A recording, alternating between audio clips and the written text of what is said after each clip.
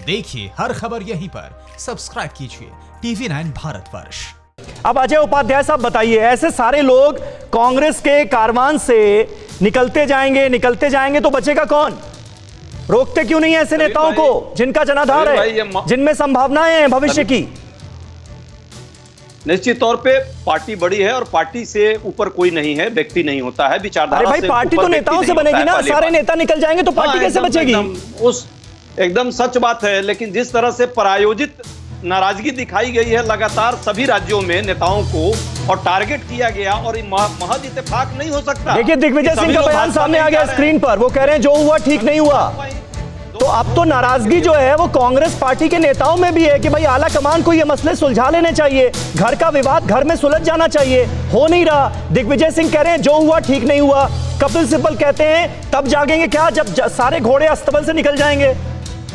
आपने ठीक कहा, लेकिन सच्चाई यह है कि हमारे जितने लीडर्स हैं, सीनियर लीडर्स हैं, सभी ने बात करने का प्रयास किया है। ये प्रायोजित नाराजगी का जो नौटंकी हो रहा है और बैकअप में जो पोटली पॉलिटिक्स हो रही है भाजपा की, हर जगह नेताओं को एक चेहरा दिखाना, उसके पीछे से पोटली लेकर के चलना और पूरी नैतिकता खत्म कर दी है प्रजातांत्रिक व्यवस्था की भाजपा। यानी आप ये कह रहे हैं जो उपाध्याय की पोटली दिखाई गई सचिन पायलट को, बीजेपी ने सचिन पायलट को पोटली दिखाई और वो पीछे पीछे चल दिए, ये कह रहे हैं ना? अरे मध्य प्रदेश की क्या हुई सर? राजस्थान की बात कीजिए ना, मध्य प्रदेश में तो जो होना था हो गया। पानी पी पी के गाड़ी देते थे, आज वो सिंधिया जी कहां चले गए और कैसे हो गए वहां? तो यही तो बात है ना कि आपके नेता पाला क्यों बदल रहे हैं?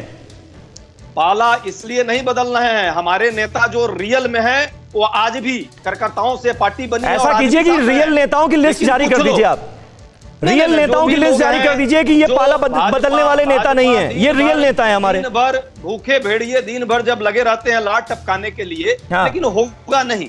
आज विचारधारा के साथ सभी लोग हैं और जिसकी बहुमत है आप देख रहे हैं उनकी सरकार है। अशोक गहलोत जी का दिल देखा आपने, 200 MLA की बात कर रहे हैं कि सभी साथ है। कोरोना की लड़ाई है भाई, इस कोरोना की लड़ाई में कोई व्यक्ति यदि सत्ता की लड़ाई लड़ रहा है और भाजपा उसको कहीं ना कहीं पीछे से सह दे रही हो, हर राज्य में किया। मध्य प्रदेश में भी कोरोना के समय में किस तरह से नौटंकी हुए, आम आदमी की जान उससे बड़ी है। अजय उपाध्याय साहब, ये कोरोना की लड़ाई जो है ये मसला अभी बीच में मत लाइए, क्योंकि अभी राजनीतिक लड़ाई की बात हो रही है। सचिन पायलट बहुत साफ तरीके से एक बात कह रहे हैं कि राहुल गांधी के समझाने पर वो डिप्टी सीएम के लिए मान गए थे, हकदार वो सीएम पद के थे, क्योंकि उन्होंने 21 सीटों से कांग्रेस पार्टी को यहां पहुंचाया कि वो सत्ता बना पाई।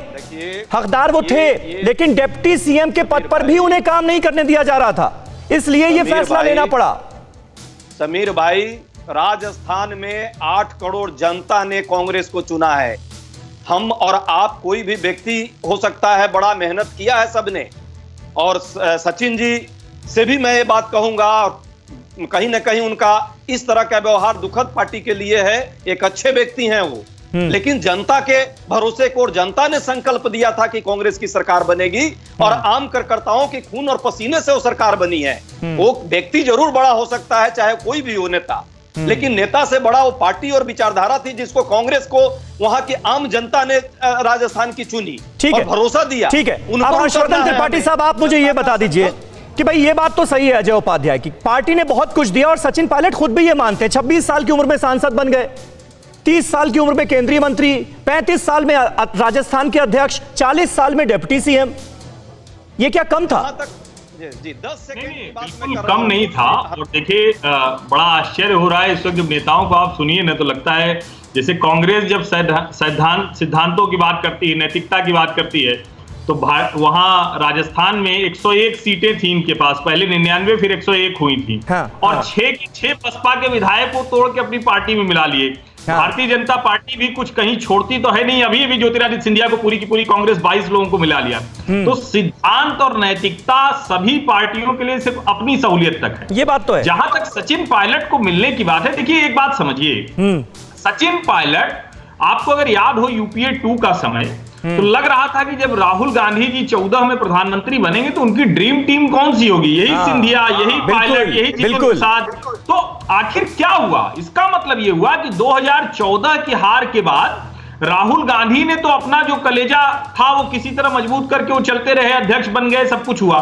लेकिन जब 2019 में उनका कलेजा थोड़ा कमजोर हो गया और पार्टी छोड़कर वो चले गए, तो अब वो जिस तरह से काम कर रहे हैं, जमीन पर राहुल गांधी लड़ नहीं रहे हैं, अध्यक्ष को क्या करना चाहिए, कुर्सी के लिए क्या होना चाहिए, वो कर नहीं रहे। और उन्होंने एक बात कही थी राहुल गांधी जी ने कि देखिए अब गांधी परिवार के बाहर का विकल्प भी हो सकता है। तो यही दो नाम थे, पायलट और सिंधिया, जो अपने आप को कांग्रेस अध्यक्ष की कुर्सी तक देख रहे थे। तो आप सही आप कह रहे हैं बिल्कुल हर्षवर्धन त्रिपाठी साहब। जब टीम राहुल की बात करते थे तो ये दो चेहरे सबसे पहले नजर आते थे, पूरे देश के लोग शायद जहन में ये दो चेहरे सबसे पहले आ जाते होंगे। ये बात आपकी बिल्कुल सही है। परवाह देश की, सोमवार से शुक्रवार रात 10 बजे TV9 भारतवर्ष पर।